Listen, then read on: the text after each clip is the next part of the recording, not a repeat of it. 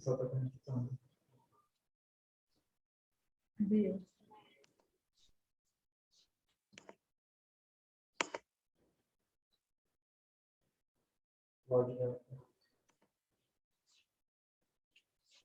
Ana Ellen, você está com o áudio desligado.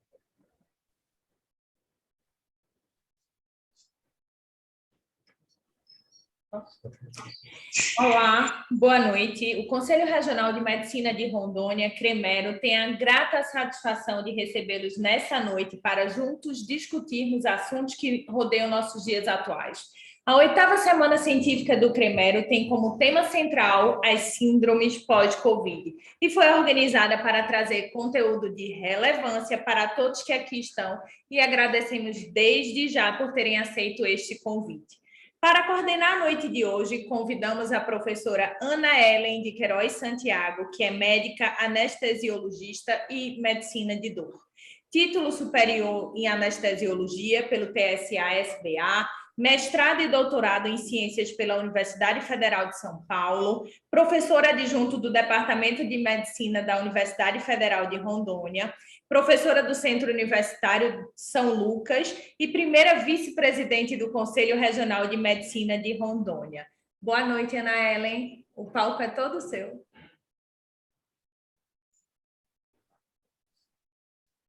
Boa noite a todos. É um prazer participar de mais uma semana científica, a 8ª Semana Científica.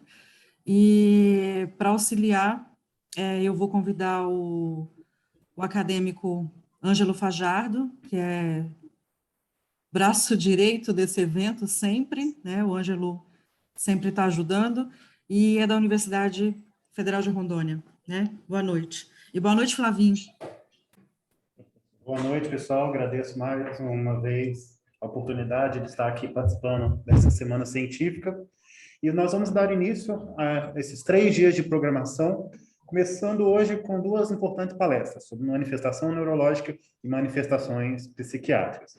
Para dar início à nossa atividade de hoje, vamos receber, para abordar o tema manifestações neurológicas, o professor Flávio Augusto Keff Salem, que é médico neurologista, doutor em ciência pela Faculdade de Medicina da Universidade de São Paulo, especialista em distúrbio de movimento e toxina botulínica pela FM-USP, médico da Rede DOR e do Hospital Sírio-Libanês. Doutor Flávio, prazer receber o senhor, mesmo que à distância. Agradecemos por ter aceito esse nosso convite. Gente, muito obrigado pelo convite, é uma honra. Muito obrigado, Ana Ellen de Queiroz Santiago, ao Ângelo e à Évila, a doutora Évila, pelo convite. Há 4 anos, na verdade, acredito, estivemos aí pessoalmente para falar de doença de Parkinson e hoje vamos falar de um negócio que, infelizmente, assola o mundo, que é o Covid e as manifestações neurológicas pós-infecção por Covid. Então, vamos lá. Bem, antes da gente falar sobre manifestações neurológicas do pós-Covid, é interessante que a gente veja algo que é o seguinte.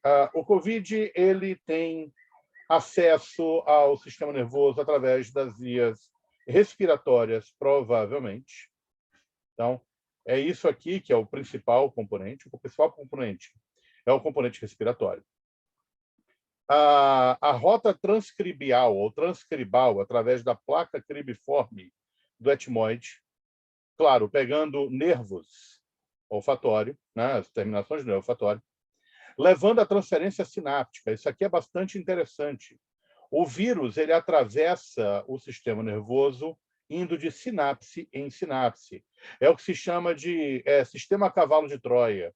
O vírus ele entra dentro de um fagócito e é levado de sinapse para sinapse, como se fosse um cavalo de Troia adentrando uma cidade para depois saqueá-la. Os leucócitos são posteriormente infectados, e essa infecção se dá principalmente ao nível da micróglia, que é justamente os leucócitos e os macrófagos residentes dentro do sistema nervoso central. E, por último, a infecção do endotélio, e isso é o principal. A infecção endotelial e a endoteliopatia que o COVID produz, que pode levar, por última análise, às complicações mais importantes do ponto de vista neurológico, que são as complicações vasculares. há infecção do COVID nos neurônios. No entanto, essa infecção ela é relativamente incomum. E também a presença de partículas virais no líquor é relativamente incomum. Só para vocês terem uma ideia, vários estudos demonstraram que a presença de partículas virais no líquor ocorre em cerca de 10 a 12% dos pacientes investigados. Então, o mecanismo de cavalo de Troia acaba levando o vírus através do endotélio em direção ao parênquima cerebral. E isso leva à liberação de citoquinas. Citoquinas que são liberadas por neurônios, são liberadas por linfócitos e que ativam a micróglia, né? Citoquinas que são liberadas e ativam a micróglia, levando, consequentemente, a um processo inflamatório dentro do sistema nervoso central, que também é um dos vários motivos pelos quais nós temos manifestações neurológicas durante e após o COVID. A liberação de citoquinas leva, consequentemente, à alteração da barreira hematoencefálica. Para quem não se lembra, a barreira hematoencefálica ela é produzida pelo endotélio, as tight junctions, ou junções apertadas entre as células endoteliais, né? E os podócitos dos astrócitos. Os astrócitos, que são células da glia, responsáveis pela manutenção do neurônio. A quebra, a produção de citoquina e o processo inflamatório levam à destruição da barreira hematoencefálica e permeabilidade aumentada, levando, consequentemente, a uma chuva inflamatória dentro do sistema nervoso central. Então, aqui nós temos uma visão interessante, demonstrando SARS-CoV-2, né, o nosso COVID, levando, consequentemente, a uma infecção ou inflamação neuronal, levando à destruição neuronal e, além de tudo, levando à liberação de citoquinas que ativam várias interleucinas, como principalmente, como a gente sabe bem, a principal citoquina é a interleucina 6, que é uma citoquina pró-inflamatória potente. Além de tudo, há a ativação da micróglia. A ativação microglial leva à destruição do parênquima, não somente à liberação de materiais, estruturas, etc., mas também à destruição do parênquima e leva à alteração da barreira hematoencefálica com a transferência direta de leucócitos do espaço intravascular para o espaço intracerebral, levando, consequentemente, à inflamação cerebral. Essa inflamação cerebral ela está na dependência também de destruição da barreira hematoencefálica. E é interessante que a gente saiba que isso tudo depende de um negócio chamado inflamossomo. O inflamossomo é um conjunto proteico, principalmente essa proteína, NLRP3, mas também outras proteínas, especialmente caspases. Se a gente se lembra bem, caspases são proteínas envolvidas na apoptose, na morte celular programada. O inflamossomo ele leva à apoptose, mas não antes de produzir uma inflamação celular. Essa inflamação celular ela é produzida a partir da ligação de várias estruturas, inclusive próprias partículas virais, com algumas proteínas que levam, consequentemente, à alteração de permeabilidade vascular e à ativação de todo um sistema que leva, em última análise, à ativação dos inflamossomos e que tem por característica a existência também de lisossomos, que são substâncias, que são organelas celulares, que são responsáveis pela liberação de marcadores inflamatórios também, né? Então, a presença do inflamossomo, né, quer seja pela presença de bactérias, vírus ou qualquer outra substância nociva, leva, consequentemente, a uma implosão da célula. A célula ela é destruída de dentro para fora. É mais importante do que uma apoptose. Você tem a morte pela ativação de inflamossomo. Você tem que o inflamossomo ele acaba destruindo a própria parede celular, a própria membrana celular. E a membrana celular destruída acaba morrendo e também leva à degradação do núcleo celular. Então, a célula morre através de ativação de um sistema recentemente descrito, que é o sistema de inflamossomos. Os mecanismos neuropatológicos que levam a tudo isso são principalmente o dano direto, a invasão direta, através das vias respiratórias e interneurônios, o efeito vascular indireto, pois o processo inflamatório leva à disfunção endotelial e, consequentemente, leva à disfunção da barreira hematoencefálica. Além de tudo, pode haver ativação do sistema de coagulação e pode haver produção de microangiopatia, com, consequentemente, quadros isquêmicos e piora da inflamação, com mais destruição de barreira hematoencefálica. Além de tudo, você tem mecanismos parainfecciosos, especialmente a famosa tempestade de citoquinas, que é a grande responsável pelas lesões pulmonares e também a grande responsável pelas lesões inflamatórias cerebrais.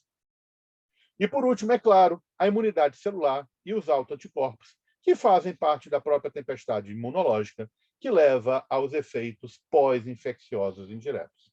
Então, qualquer alteração do ponto de vista de pós-infecção está dentro de um desses três mecanismos. Ainda não existe nenhum mecanismo de lesão direta neuronal conhecido que é responsável pela síndrome de neurocovid ou a síndrome pós-covid. Apesar de que podem ser encontradas partículas virais em neurônios, ainda não há uma evidência de dano direto do vírus ao neurônio. Há probabilidade de dano viral às células da glia, como os astrócitos. E a lesão astrocítica ela é tão deletéria quanto a lesão neuronal, porque a lesão astrocítica acaba levando a uma desregulação, a um balanço bioquímico neuronal, com posterior disfunção neuronal, inclusive morte. Muito bem. Então, o que é que o SARS-CoV-2 faz no sistema nervoso central? Então, a gente já sabe que a entrada dele depende da presença de receptor de angiotensina, né? A gente já sabe disso, a angiotensina 2, que está presente em quantidade imensa dentro dos vasos e estruturas cerebrais. A ativação dos receptores de angiotensina 2 acaba levando à disfunção endotelial, disfunção da musculatura lisa vascular e leva, consequentemente, à liberação de citoquinas e, consequentemente, às manifestações vasculares ou inflamatórias cerebrais. Então, aqui nós temos uma lista recente de várias situações que são presentes na fase aguda do COVID. Então, desde dor de cabeça, pacientes que nunca tiveram dor de cabeça passam a ter, às vezes dor de cabeça com característica migranosa, tontura, agitação e delírio. Isso aqui é bastante interessante, porque a gente acaba percebendo que a maior parte dos pacientes que evoluem para delírio são pacientes de UTI. São pacientes que foram pelo menos intubados ou que permaneceram sedados. Então, a agitação e o delírio não é uma manifestação direta do COVID, mas é uma manifestação indireta dos efeitos metabólicos e infecciosos do COVID no corpo, não só no cérebro. E, é claro, a maior parte dos pacientes que evoluem para agitação ou delírio são pacientes que já apresentam o sistema nervoso central alterado, como quadro demencial, AVCs prévios, ou pacientes idosos com algum fator de risco para delírio. Prejuízo da consciência. Vários são os estudos que saíram demonstrando que pacientes pós-Covid tinham despertar patológico, ou seja, demoravam para acordar. Mais ou menos, de acordo com a maior parte dos estudos, de 20 a 30 dias para acordar. Às vezes, o paciente fazia despertares até relativamente rápidos depois desse tempo. E isso tem muita relação, provavelmente, com a própria tempestade de citoquinas, porque você teria uma disfunção do eixo entre o tálamo e a formação reticular ativadora ascendente, ou você teria uma disfunção cortical global, levando, consequentemente, a um prejuízo de consciência. Esse prejuízo de consciência ele vai acontecer nos pacientes que foram sedados e permaneceram intubados por mais de 2 semanas. Ataxia. Ataxia pode acontecer provavelmente por mecanismo de lesão cerebelar. E provavelmente não por mecanismos de lesão cerebelar pelo vírus, mas mecanismos de lesão cerebelar provavelmente pela tempestade de citoquinas. E aqui nós temos a mesma coisa, lesão cerebrovascular aguda. Quantos colegas não viram pacientes novos, jovens, de 20, 30, 40 anos, apresentando quadros de acidente vascular cerebral novos no pós-Covid? Tudo isso tem relação com a disfunção endotelial promovida pelo SARS-CoV-2. Crise convulsiva em estados epilépticos denota a presença de quadro encefalítico, Então, existe a possibilidade de encefalite, e eu mesmo vi um quadro, e nós fizemos o diagnóstico do primeiro, isso infelizmente eu não publiquei, mas nós fizemos o diagnóstico do primeiro caso em São Paulo com eletroencefalo alterado, num paciente com Covid. O senhor Benjamin, eu sigo ele, e ele teve um quadro de crise epiléptica associado a rebaixamento de consciência sem intubação e ressonância magnética com lesões cerebrais difusas, sugerindo uma patologia chamada ADEM. A gente sabe que ADEM, encefalomielite desmielizante aguda, é uma doença, uma condição neurológica autoimune que pode ser secundária a várias causas diferentes, tanto os vírus, bactérias, como vacinação. E é um quadro autoimune que também pode acontecer secundário à COVID, né? Epilepsia, então, a epilepsia é raro. Epilepsia é definido pela International League Against Epilepsy como qualquer tipo de crise epiléptica que ocorra em intervalos diferentes e que não seja precipitada por nada. Isso é raro de acontecer e, na verdade, somente 0,5% dos pacientes apresentaram casos de epilepsia. Encefalite, muito comum, especialmente em pacientes que apresentaram intubação e muito desrespeito à tempestade de citoquinas. A romboencefalite, que é a encefalite do tronco cerebral. Meningite, encefalopatia, que cai dentro do espectro de agitação ou delírio.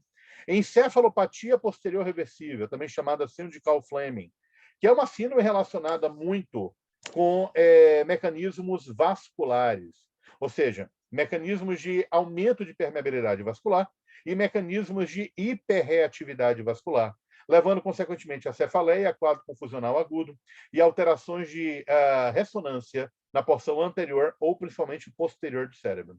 A encefalopatia necrotizante aguda é uma forma de ADEM, assim como a leucoencefalopatia também pode ser.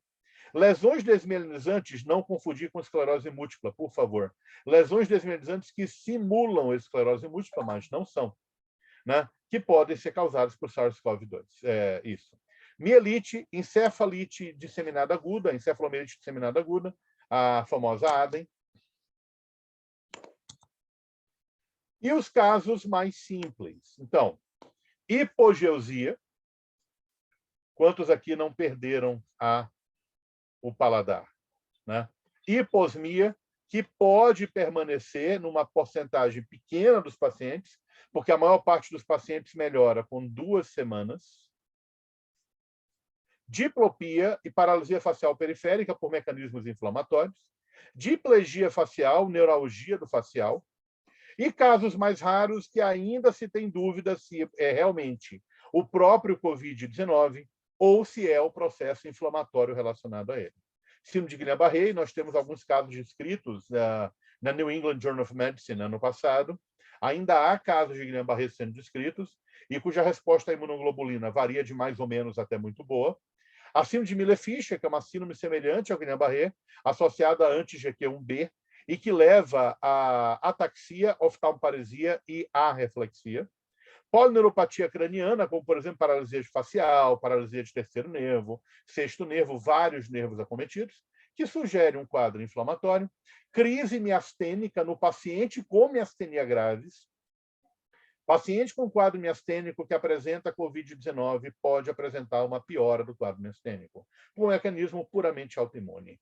E lesão muscular, a rabdomiólise. Eu vi um ou outro paciente, rabdomiólise, não rabdomiólise franca, né, acima de 10 mil, 20 mil de CPK, mas rabdomiólise de 2, 3, 4 mil de CPK. Os mecanismos de lesão neurológica são principalmente os mecanismos de liberação de citoquinas, né? A tempestade citoxinérgica. Lembrar que você tem a destruição, você tem a inflamação de neurônios e células da glia, micróglia, oligodendrócitos, que são células produtoras de mielina pelo SARS-CoV-2. Lembrar que o SARS-CoV-2, de novo, penetra através do nariz e ele pode infectar várias estruturas. Lembrar que a transmissão retrógrada ou a transmissão entre neurônios é importante. E é interessante nós sabermos também que vários estudos de neuroimagem demonstram a presença de lesão cerebral.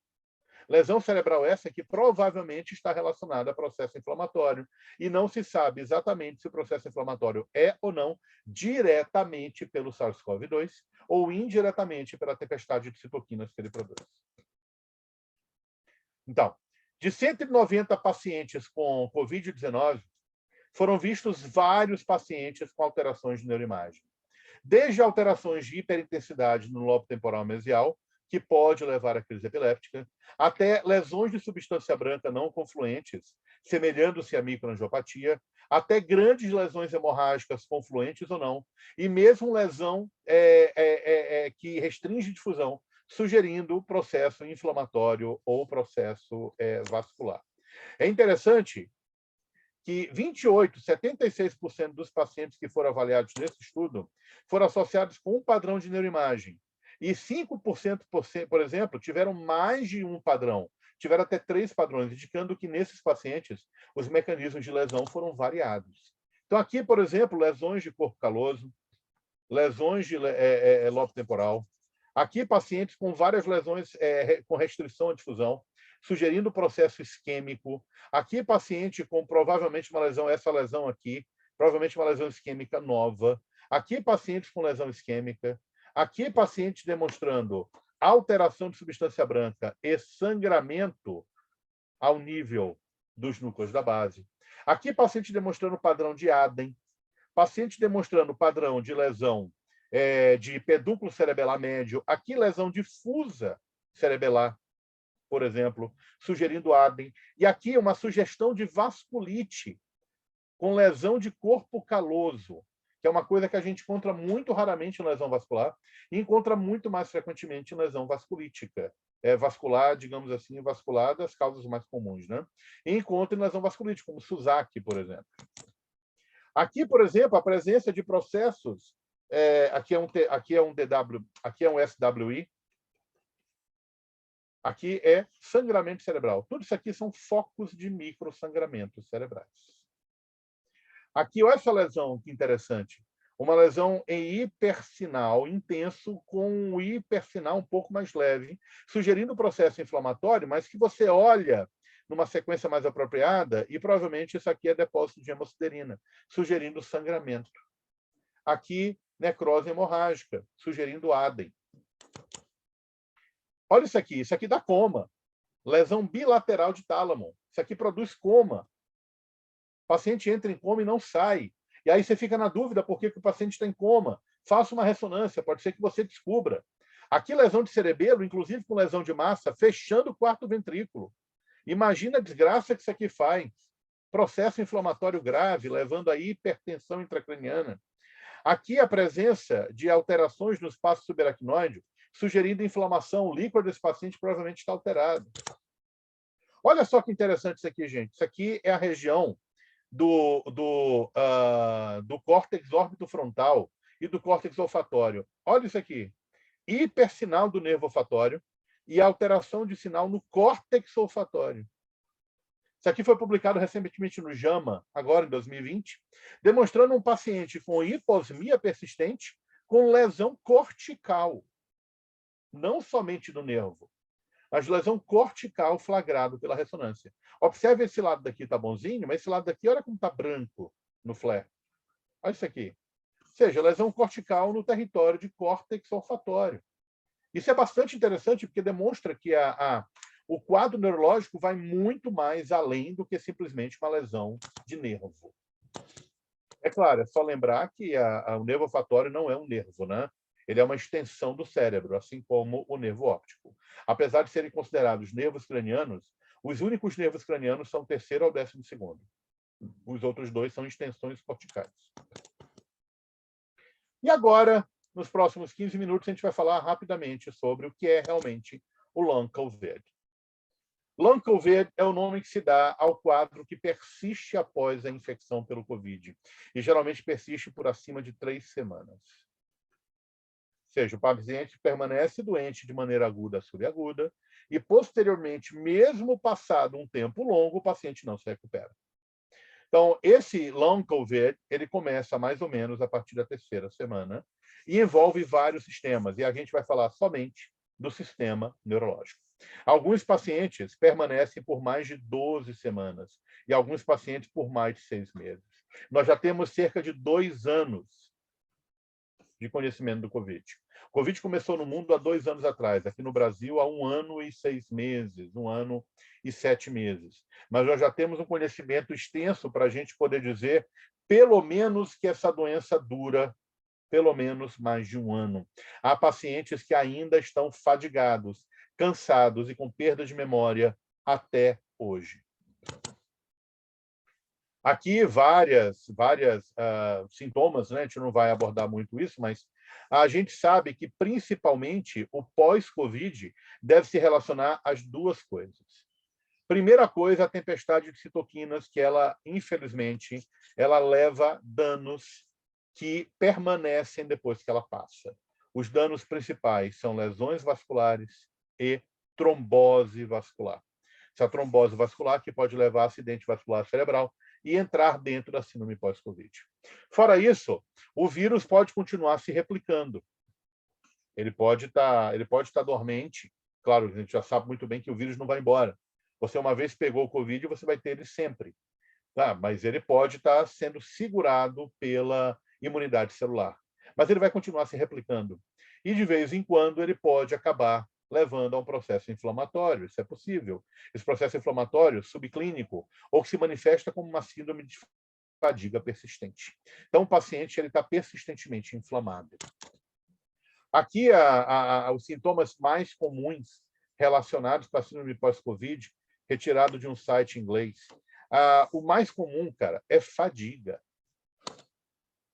58% dos pacientes referem fadiga, sendo que 80% dos pacientes referem pelo menos um sintoma que persiste.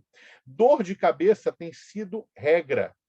Pacientes que nunca tiveram dor de cabeça começam a apresentar dor de cabeça persistente, com difícil tratamento.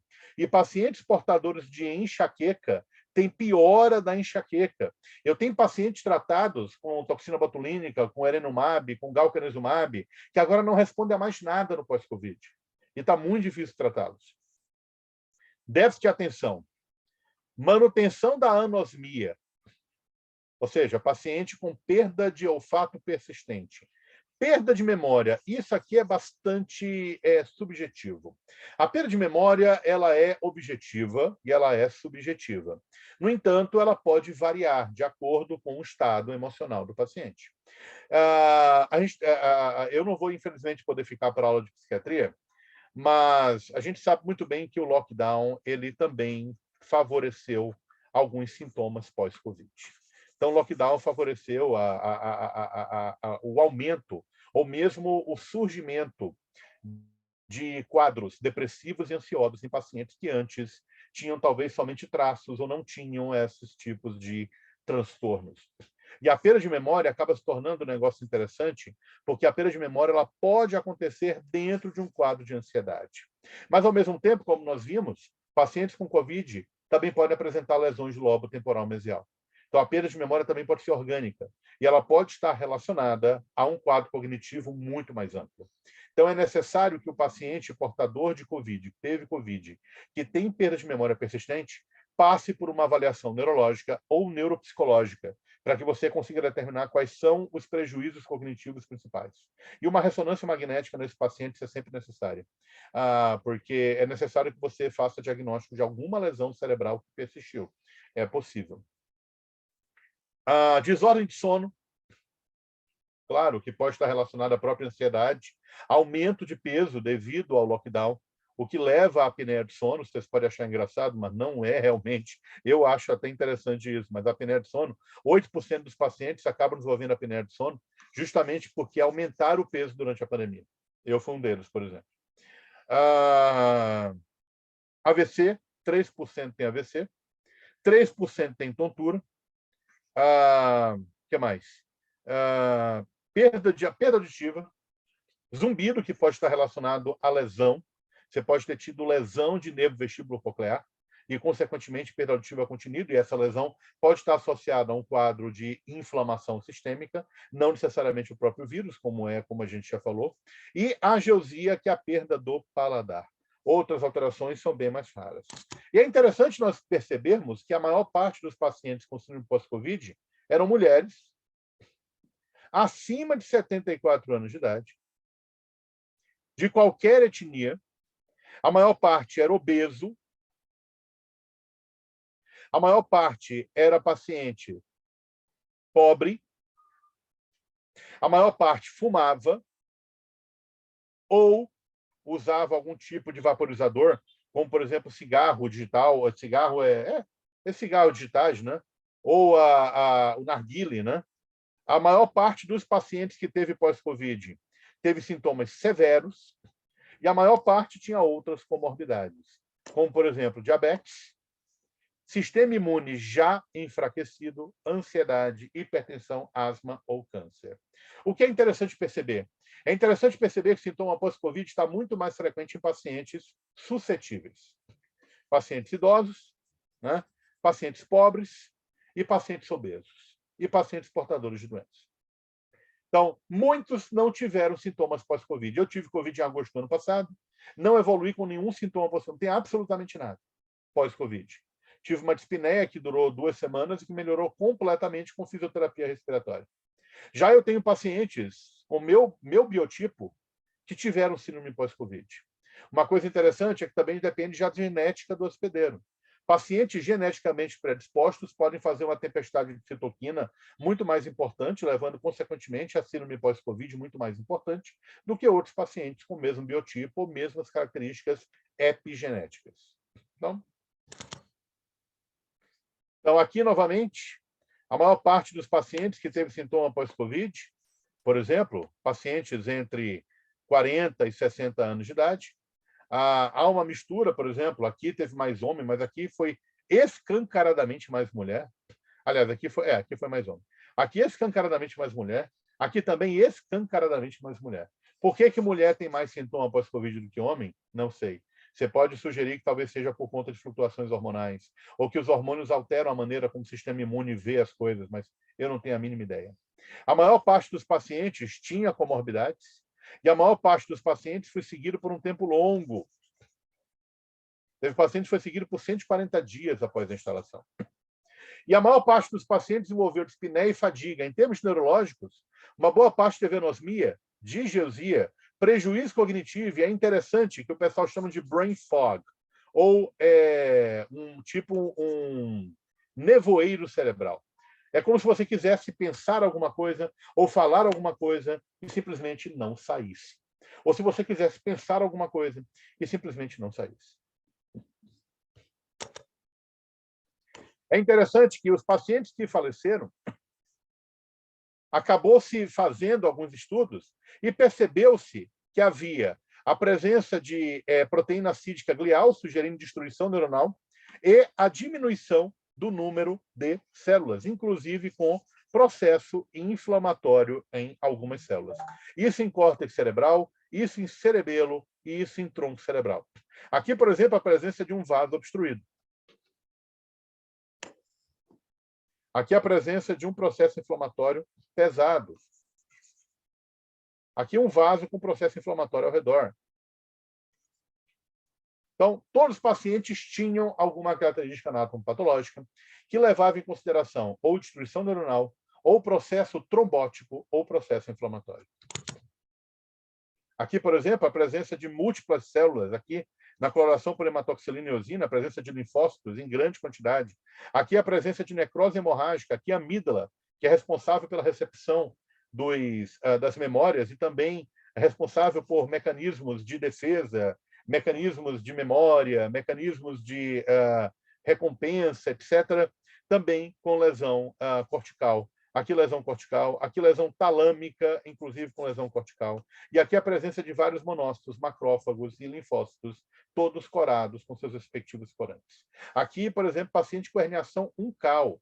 Herniação uncal devido a, provavelmente, um acidente vascular cerebral ou provavelmente devido à inflamação. Eu já vi, por exemplo, encefalites levando a herniação uncal. Isso é possível e, consequentemente, acaba levando a hemorragias de tronco cerebral, acaba levando a hemorragias de outras áreas. Aqui, por exemplo, um paciente apresentando um quadro de acidente vascular cerebral. Olha que bonito aqui. Isso aqui é pós-Covid. Isso aqui é um AVC maligno de artéria cerebral média. E aí você vê aqui, você tem inchaço do cérebro associado a sangramento cerebral. E aqui você tem um vaso completamente ocluído com a presença de processo inflamatório endovascular. Isso é o que o COVID faz. Aqui você tem outros processos inflamatórios. Aqui presença de rarefação de neurônios, com presença de múltiplas células inflamatórias. Aqui você tem células inflamatórias, aqui você tem necrose com alteração vascular. É claro que esses pacientes necessitam ser avaliados. Mesmo se o paciente tiver com mais de 2, 3, 4 semanas, você precisa fazer uma avaliação clínica com hemograma, eletrólitos, função renal, função hepática, ferritina para verificar processo inflamatório, dedímero, e fazer outras investigações para ter certeza que se enquadra dentro da síndrome pós-Covid, ou se isso não é outra coisa. Né? Lembrar que eu já falei, grupos etários, doença severa, resultados anormais, comorbidades e outras coisas. Por exemplo, mais de 5 sintomas durante a primeira semana. Sugere que o paciente vai ter uma doença grave e, se sair, terá uma doença que vai ter uma sequela um pouco maior. 5 a 20% dos pacientes terão sintomas durando pelo menos 4 semanas. Em termos de investigação, a gente já viu, né? A avaliação de pessoas com COVID e o tratamento desse paciente. Infelizmente, não há medicações, né? O tratamento, por enquanto, envolve somente suporte. Então, tratamento multidisciplinar, o tratamento medicamentoso de sintomas, não do quadro em geral. Dar corticoides para esse paciente ainda não é estabelecido como tratamento para síndrome pós-Covid. Você precisa afastar doenças que estejam causando problema e que podem estar sendo confundidas com síndrome pós-Covid. E você tem que fazer segmento, e muitos desses pacientes precisam de fisioterapia motora, fisioterapia respiratória e psicoterapia. Muito bem, gente. É isso. Eu agradeço a disponibilidade de vocês em me ouvir. Muito obrigado novamente.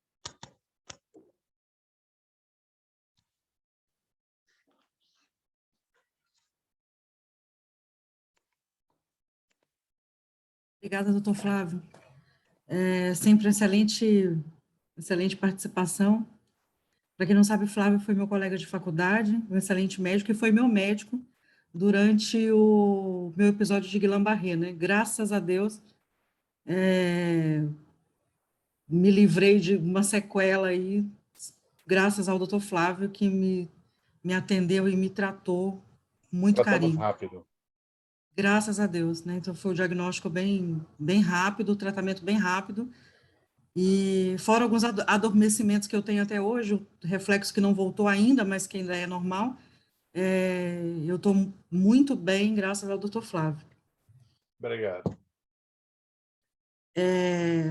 Alguma pergunta, gente? Uma aula excelente, né? Chegou no começo, eu disse assim, meu Deus, eu não estou entendendo nada, mas... Eu demorei um pouquinho para fazer essa aula. Uma excelente aula. Montar essa aula. Pessoal, quem tiver alguma dúvida, pode levantar a mão ou indicar aí no chat que a gente libera o microfone, tá bom? Por questão de organização, a gente deixou os microfones fechados, mas caso alguém tenha alguma pergunta, é só digitar no chat ou levantar a mão que a gente libera. Quero mais uma vez agradecer o doutor Flávio. Iniciando, doutor, na experiência do senhor, eu sou uma pessoa que tem enxaqueca e não tive Covid, mas não que eu saiba, mas eu queria perguntar para o senhor, o que está sendo aplicado nesses casos que o senhor falou, do paciente que teve Covid e está na enxaqueca refratária a vários tipos de tratamento? O que o senhor, pela sua experiência, está aplicando e o que tem disponível na rede pública? Muito bem. Bem, em primeiro lugar, você tem que saber se o paciente já fazia tratamento prévio ou não. Se o paciente nunca fez tratamento prévio e apresenta uma piora da enxaqueca de base, o tratamento será um tratamento padrão. Então, tratamento feito com topiramato, tratamento feito com Depakote, ou amitriptilina, ou nortriptilina, aquelas medicações que a gente considera medicações padrão ouro, ou classe B de evidência no tratamento profilático de cefaleia. Os pacientes que evoluíram com cefaleia acima de 15 dias por mês, ou seja, cronificaram a dor, ou aqueles pacientes que estão evoluindo com um quadro de cefaleia por abuso de analgésico, a esses pacientes a gente oferece a possibilidade da toxina botulínica. Esses pacientes aparentemente respondem à toxina botulínica. O Botox ele é indicado para tratamento de enxaqueca crônica, acima de 15 dias por mês, e esses pacientes, especialmente, a resposta tem sido interessante. Agora, se o paciente não quer a toxina botulínica, achacar a toxina botulínica, ou já tentou a toxina botulínica e não deu certo, uma outra possibilidade são os anticorpos monoclonais. Então, nós temos 4 anticorpos monoclonais, 3 no Brasil atualmente, os anticorpos anti-CGRP. O erenumab, o galcanezumab, o fremanezumab e o eptinezumab. O erenumab é o Pazurta, o galcanezumab é o Emgality e o fremanezumab é o Ajov. Eles, infelizmente, não têm na rede pública. O que nós temos na rede pública? Na rede pública, nós temos topiramato, que é padrão ouro, amitriptilina, nortriptilina, Depakote e a gabapentina, ou venlafaxina, que são medicações que podem ser utilizadas. Se o paciente já utilizou essas medicações e nada deu certo, aí não há mais nada que possa ser feito em termos de rede pública, e aí você precisa partir para outras alternativas. Para pacientes muito refratários, tem se utilizado recentemente a ketamina, e a ketamina no tratamento de enxaqueca. É claro que a ketamina você tem que ter cuidado com ela, né? Você tem que aplicar a ketamina em ambiente hospitalar por conta do risco de alucinações que o paciente pode ter durante a aplicação. Tirando isso, acredito que o tratamento padrão com acupuntura, biofeedback, naqueles pacientes que têm possibilidade de conseguir, o Cefale, que é aquele tipo de um aparelho que você coloca na cabeça, que faz estímulos elétricos em alguns nervos, como aurículo temporal, o nervo supraorbitário ou supratroclear, o uso de bloqueio anestésico com lidocaína, bupivacaína ou ropivacaína, bupi a 2%, lido a 2%, ropivacaína 0,75%. E aí você pode fazer bloqueios supratroclear, supraorbitário, infraorbitário, aurículo temporal, occipital maior e menor, ou você pode fazer bloqueio senopalatino, né? Com cotonete, ou você pode fazer mesmo um bloqueio mesmo com agulha, né? Do gânglio senopalatino. Tirando isso, acho que não tem mais muita coisa que pode se pensar. Né? Excelente, obrigado. Doutora Ellen, tem mais uma pergunta? Na verdade, eu gostei quando ele falou da ketamina, do bloqueio do gânglio esfenopalatino e do occipital, que é o que nós fazemos na intervenção em dor, né? Então, quando realmente a cefaleia é refratária, tem funcionado, né? O bloqueio simpático venoso, né, Flavinho, com lidocaína e cetamina, tem funcionado. Cefaleia refratária. Quando ninguém tem dúvida, a aula foi muito boa, está todo mundo boiando.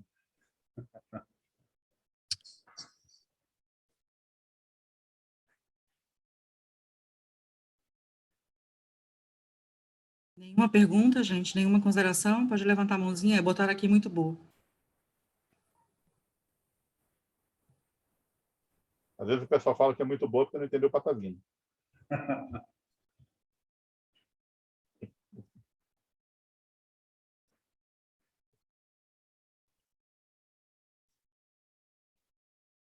Bem, todo mundo gostou da aula. Bem, esperamos mais algum tempo? Eu acho que nós podemos finalizar, Flavinho. Você deve estar com a agenda cheia aí. Não, eu tenho uma aula para dar agora do curso de toxinas às 8 horas. Ou 9 aqui, né? 9 aí. Flávio, obrigada novamente pela sua participação, por ter aceito o convite novamente aqui para Rondônia. Né? É sempre um privilégio ter você com a gente. E é isso. Ângelo, alguma coisa? Só agradecer mesmo, esperando que em breve possamos receber novamente, comermos mais um dos peixes amazônicos. Eu lembro daquele peixe, inclusive aquele jambu, até hoje eu tenho jambu na boca. Delícia, hein? Eita. Obrigado, gente. Muito obrigado, tenha uma boa noite e até breve. Tchau, Flavinho. Vamos agora dar continuidade ao nosso evento.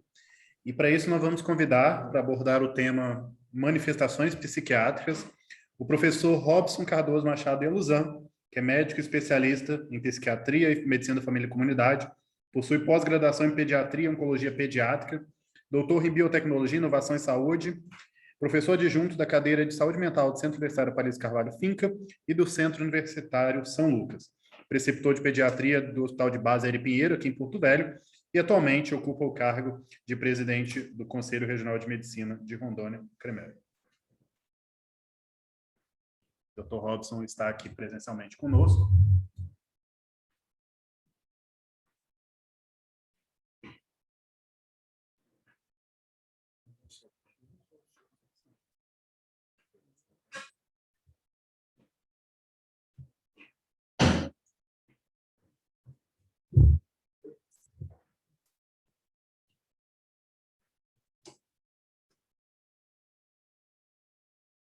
Aí, doutor,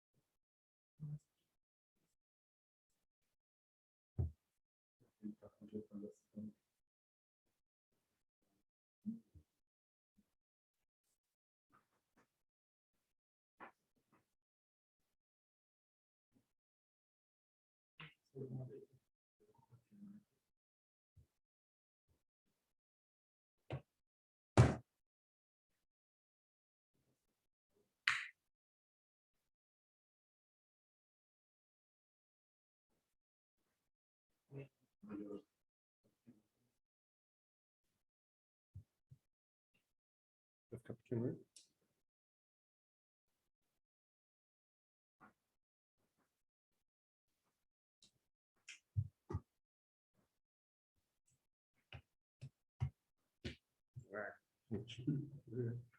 Apareceu que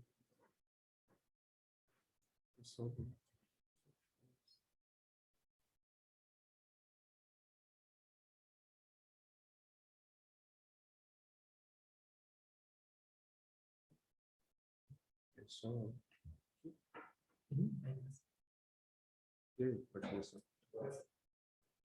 Bem, boa noite a todos. A gente estava tendo aqui os slides.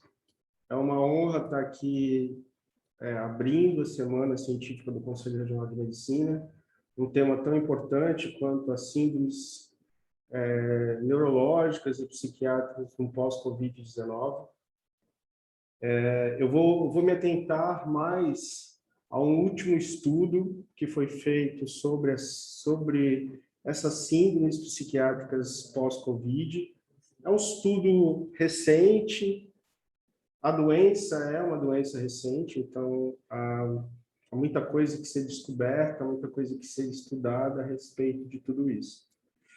É claro, ficou muito notório nos últimos anos o aumento importante durante a pandemia e no pós-pandemia, que ainda não acabou, ainda está acontecendo, o aumento dos transtornos de ansiedade e os transtornos de humor, principalmente a depressão unipolar.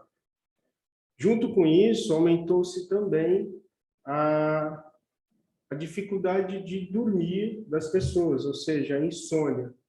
As pessoas passaram a dormir menos, a ter mais dificuldade com a medicina do sono, e isso tem sido um tema bastante importante nos dias atuais na psiquiatria.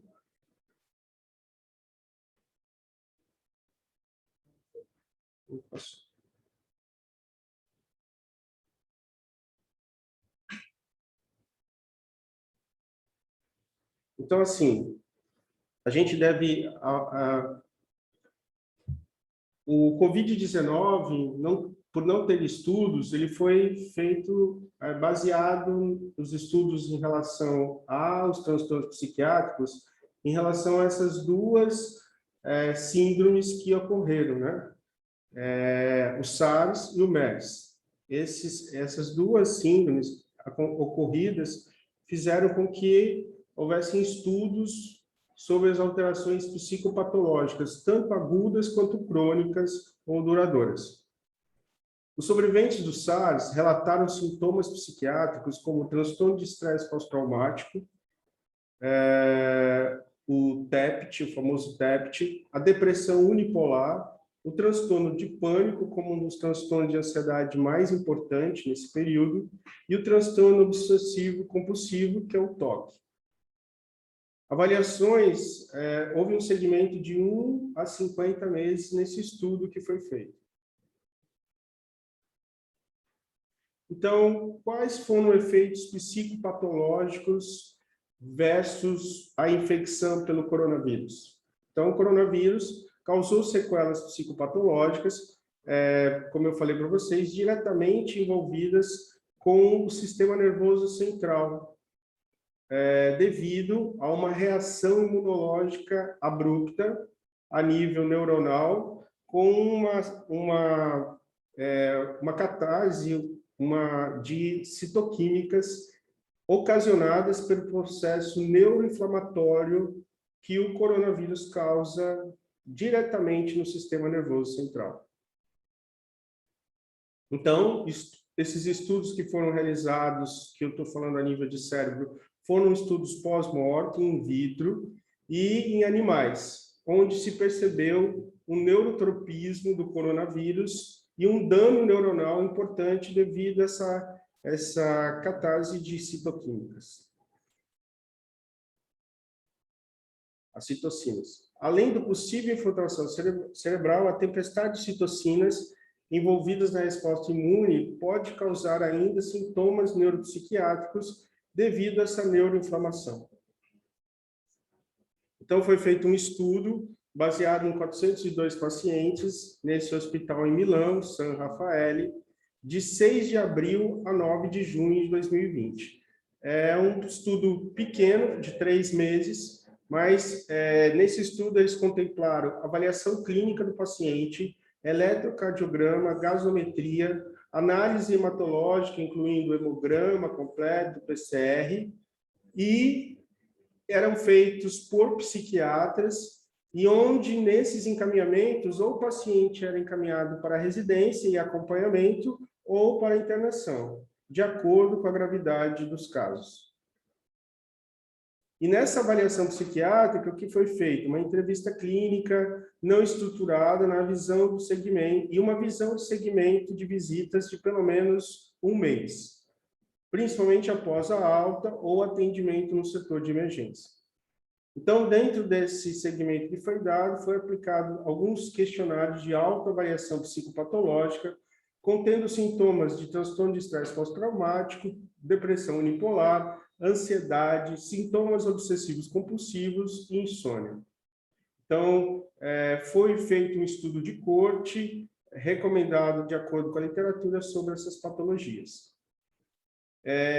Quais foram esse estudo foi baseado em quê? Em dados de prontuário clínico, dados de prontuário eletrônico, informações diretas de familiares e sociodemográficos e clínicos que foram coletados, incluindo outros dados, como sexo, história psiquiátrica prévia, duração da hospitalização pelo coronavírus, marcadores inflamatórios no início do quadro clínico. E aí, quais são os resultados que foram obtidos? Que 57,7% pessoas tinham pelo menos uma psicopatologia dessa dimensão que foi avaliada. 36%, 2 dimensões, 26%, 3 dimensões e 10% as 4 dimensões que foram avaliadas. A gravidade dos sintomas depressivos incluíram também pacientes com ideação e planejamento suicida. Foi-se visto que havia um aumento do índice dessas doenças, principalmente em mulheres com doença prévia psiquiátrica. Isso corroborou com estudos que já foram feitos sobre o sexo feminino, história psiquiátrica prévia e considerados os fatores de risco psicopatológicos para o coronavírus. Pacientes tratados ambulatoriamente apresentaram maior frequência de ansiedade e alterações do sono, e a duração da hospitalização apresentou correlação inversa com sintomas de transtorno de estresse pós-traumático, depressão, ansiedade e sintomas de transtorno obsessivo-compulsivo. Então, o transtorno de estresse pós-traumático, ele é o que mais chamou atenção nesse estudo, associado à insônia e à depressão. E depois, ao transtorno do pânico e o transtorno obsessivo-compulsivo. Destaque que as consequências psiquiátricas do SARS-CoV-2 podem ser causadas tanto pela resposta imune do próprio vírus ou como um estressor psicológico. E aí, qual é o quadro clínico? Isolamento social, impacto psicológico da doença grave, pouco conhecida e potencialmente fatal, e o receio de infectar outros e o estigma. Esse isolamento social era ou imposto pela situação da pandemia, ou que a próprio paciente se auto colocava nessa situação em função do medo, da fobia intensa de envolvimento, de poder pegar ou transmitir o vírus. A avaliação psicopatológica dos sobreviventes do coronavírus deve ser realizada rotineiramente. Então, com esse aumento exagerado dessas doenças, percebeu-se a necessidade do acompanhamento rotineiro e mensal desses pacientes. E esse acompanhamento ele poderá auxiliar em investigações de outras situações dessa resposta imune inflamatória e que pode traduzir em doenças psiquiátricas com o aumento do conhecimento que nós temos hoje sobre o coronavírus em relação às doenças mentais. Nessa minha apresentação, eu não me ative às doenças, porque são doenças bastante conhecidas na psiquiatria, mas que se, por acaso, alguém quiser uma explicação maior sobre essas doenças, eu estou à disposição.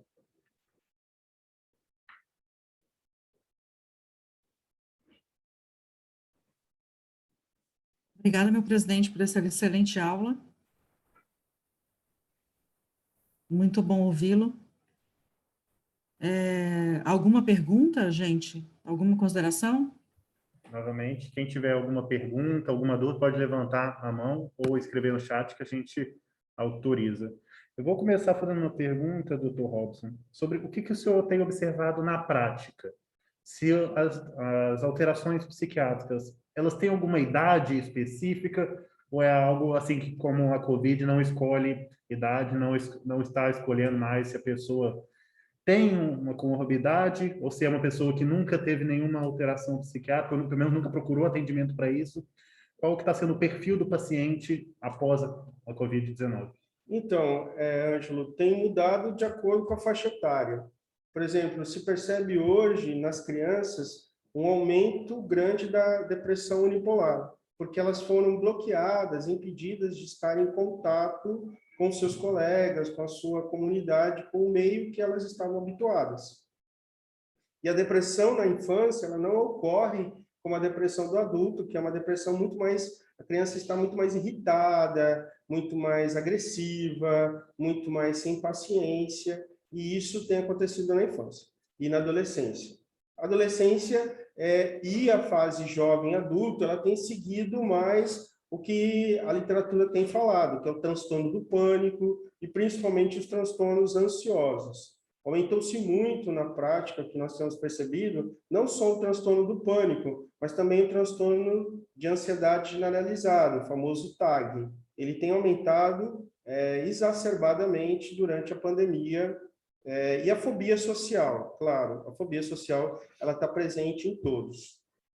Para o idoso, já volta ao mesmo padrão que a criança. Tem um aumento grande do transtorno de ansiedade? Tem, mas principalmente tem aumentado muito o transtorno de depressão unipolar, devido a esse isolamento, devido ao idoso se sentir inútil e incapaz de ajudar a família nesse processo e a família, pelo medo de tentar proteger o idoso da doença, acaba deixando o idoso ainda mais solitário. E isso é o que a gente tem percebido na prática. Não sei se eu respondi essa pergunta. Respondido. Doutora Ellen, tem alguma pergunta? Em relação ao tratamento, tem se observado alguma diferença, alguma refratariedade, como o doutor Flávio citou também nas doenças neurológicas? Tem assim, algo que está diferente do habitual em pacientes pós-Covid?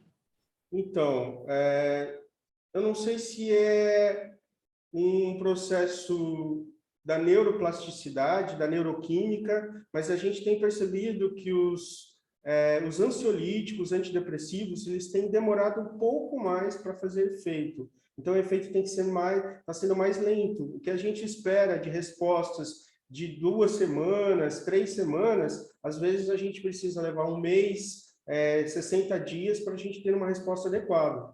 Então, as medicações hoje, porque na psiquiatria a gente inicia sempre os inibidores da recaptação da serotonina. E a gente tem visto que eles demoram um pouco mais para o efeito e a gente tem que ir mais agressivo nas doses, que normalmente os psiquiatras começam com doses baixas para haver uma adaptação da medicação ao organismo das pessoas, que cada ser humano reage de forma diferente, para a gente podendo aumentar as doses de forma terapêutica até atingir as doses adequadas. Mas o que a gente tem percebido é que o paciente não responde a doses baixas e a gente precisa aumentar as doses rapidamente para poder ter um efeito adequado. Eu acho que um dos grandes problemas também é assim, que a questão do isolamento impactou bastante também. Não só a pessoa que antes tinha uma vida normal, tinha sua rotina, seu hábito, mas também já os pacientes que já necessitavam desse acompanhamento psiquiátrico e perderam o segmento, pois não conseguiram agendar consultas, não conseguiram, muitas vezes, medicações. Então, eu acredito, a minha pergunta é nesse sentido também, se isso é uma coisa que as pessoas realmente estão reparando, eu fiquei 2 anos sem voltar, e aí, como está sendo essa volta? Está sendo do zero ou está sendo pior do que elas saíram? Como que você acha? Então, a volta está sendo, claro,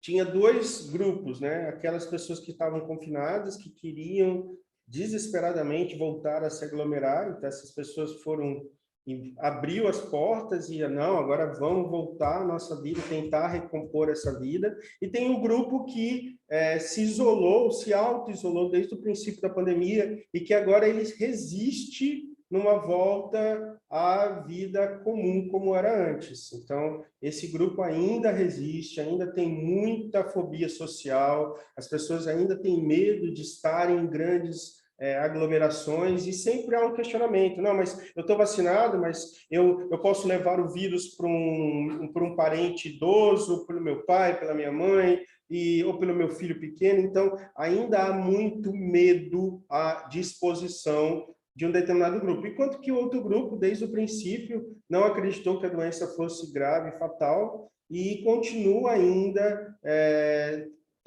tendo a mínima oportunidade de estar aglomerado, esse grupo continua se aglomerando. Então, dois níveis de avaliação que são bem diferentes, né, Ju? Eu acho que eu estou no internato, né, a gente tem observado muito, tanto no PSF quanto nas próprias clínicas, a questão do luto, porque foram mais de 600 mil pessoas, então mesmo que a pessoa não tenha perdido alguém da família, ela muito provavelmente perdeu alguém que ela conhecia. Como que está sendo esse processo do luto até hoje? O que pode ser feito para auxiliar? A gente sabe que reparar é impossível, mas o que pode ser feito para a pessoa entender que a vida tem que continuar, né, doutor? Então, o luto no pós-Covid-19 ele tem sido um luto complicado. Primeiro vem o espanto, né, a negação do fato, depois vem a revolta pela perda abrupta do ente querido, e aí depois vem a dor, efetivamente. E esse luto tem sido trabalhado, como ele tem sido muito intenso, porque muitas pessoas têm morrido nesse período, as pessoas não estão conseguindo trabalhar, tendo tempo suficiente emocional para trabalhar o luto. Então, o luto complicado tem acontecido muito. E hoje já existem estudos, artigos que falam que não tem indicação tratamento do luto, né? Não existe indicação medicamentosa para o luto, e sim psicoterapêutica.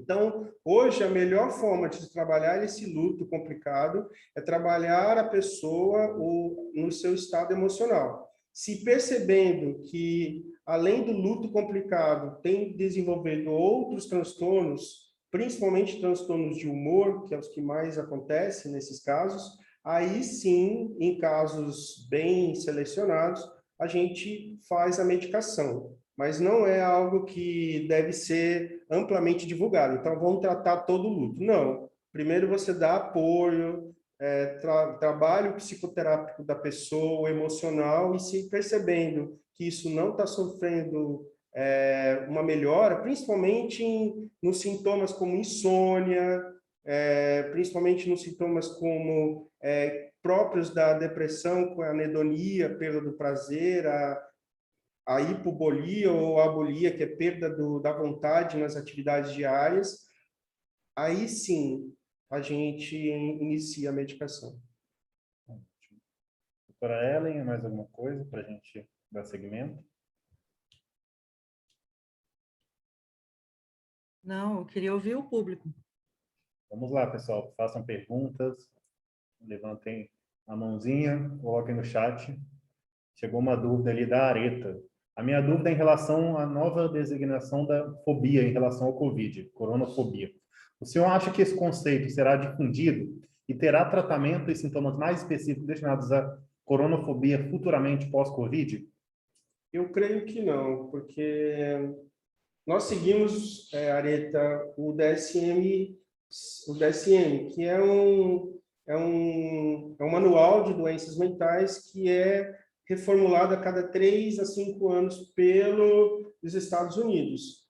Eu não creio que esse termo vá continuar, mesmo porque nós não esperamos que essa pandemia acabe e que não perdure tanto tempo assim, não torne-se uma doença crônica, né?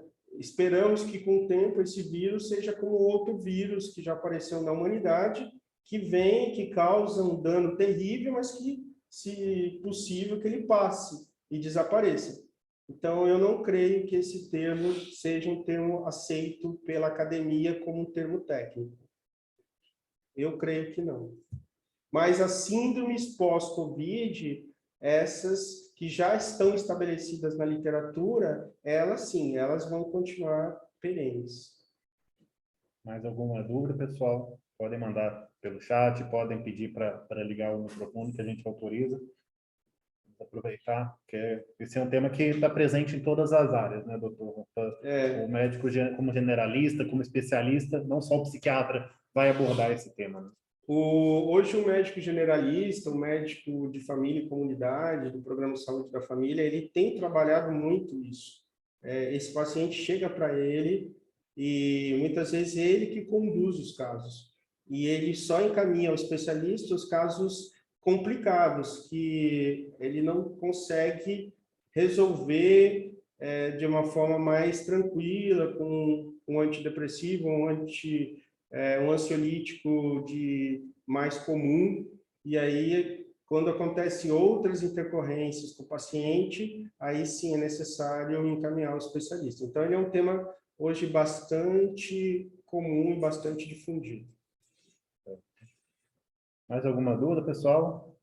Vou passar a palavra para a doutora Ana Ellen também, quando o pessoal, caso tenha alguém que mais tenha alguma dúvida, pode mandar usar e abusar.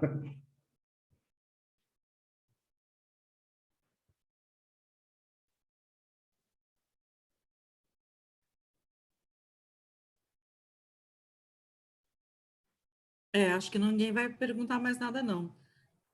O senhor quer complementar mais alguma coisa, professor Robson? Eu vou falar que nem o professor, Flávio. Acho que ou a aula foi muito ruim ou foi muito boa, né? Porque as pessoas não têm dúvidas. Mas dizer que foi um grande prazer ter sido convidado para abrir a Semana Científica do CREMERO.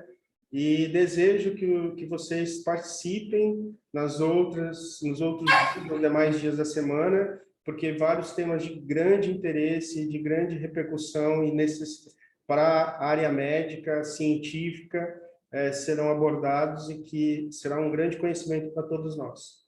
Parabéns a todos. Muito obrigado. Eu gostaria também de agradecer novamente a sua participação, com tantos afazeres, né, para uma aula maravilhosa dessa, para dividir conosco. Agradeço a participação de todos também, que estão abrindo a Semana Científica junto com a gente, e convido vocês a estarem presentes amanhã também. Nós temos a semana toda de evento, e obrigada. Doutora, no apagar das luzes chegou uma nova pergunta ali, como a gente ainda tem... Olha aí, estava acho que dá digitando para a até gente agora, né? responder. Boa noite. Doutor, sobre as dosagens medicamentosas, quando o senhor relatou te dar um aumento nessas dosagens, essa percepção é para pacientes que fazem outros tipos de acompanhamento, como, por exemplo, atendimento com psicoterapias, ou apenas tomam medicações? Então, hoje, quem fez a pergunta foi Eliane, né? Então, Eliane, hoje a psiquiatria não consegue trabalhar de forma isolada. Eu sei que alguns colegas ainda resistem, psiquiatras, né, ainda resistem ao acompanhamento terapêutico, mas, na sua grande maioria, nós sabemos que os melhores resultados vêm do acompanhamento conjunto, que é a psicologia associado à medicação, que é a psiquiatria, e a união de conhecimentos e expertises faz um tratamento ser mais adequado, mais eficaz. Quando o tratamento é só medicamentoso, aí realmente o remédio se torna o único processo terapêutico do paciente, e aí sim, provavelmente, o aumento das doses fica cada vez mais intenso, porque é só o remédio. Agora, quando esse paciente está no processo terapêutico, ele, pelo menos ali 50% dos seus problemas vai ser discutido com o psicólogo. E aí eu creio que, se precisarmos de medicação nas mesmas doses, elas vão ser muito mais eficazes. E em outros casos, não precisaremos chegar a doses tão elevadas para ter uma mesma eficácia. É claro que, como eu disse para vocês, isso ainda não existem estudos que comprovam o que eu estou falando, mas na minha experiência, no que eu tenho percebido nesses 2 anos de pandemia, é que quando o paciente está dentro de um processo terapêutico, as doses são menores ou mais eficazes. E quando ele não está nesse processo terapêutico, a gente é obrigado a aumentar a dose mais rapidamente para que a gente atinja uma melhora clínica. Mais alguma dúvida, pessoal? Queria aproveitar para convidar vocês para mantermos esse contato, participarem dos demais dias. Amanhã nós vamos ter uma aula sobre manifestações respiratórias com o professor Rodrigo Almeida, manifestações cardiovasculares com o Dr. Raitani. E no dia 18, na quinta-feira, nós vamos ter 3 palestras, uma sobre manifestações otorrinolaringológicas, uma convidada do Recife, manifestações oftalmológicas com o Dr. Luiz Felipe, que é de Minas Gerais, e sobre segurança do paciente com o nosso coordenador do Hospital de Base, o Dr. Horácio Tamada. Como não temos mais perguntas, agradeço ao Dr. Robson, agradeço à organização pelo convite, passo a palavra para a doutora Hélio para fazer o nosso encerramento. Agora sim, né? Bloqueia todo mundo, ninguém mais pode perguntar. Obrigada novamente e até amanhã, né? Não deixem de participar, e eu vi assim, pelo gabarito dos palestrantes dos próximos dias, as aulas prometem ter o mesmo nível das aulas de hoje, né? Então, participem. Até mais, boa noite. Boa noite. Tchau, gente. Obrigado.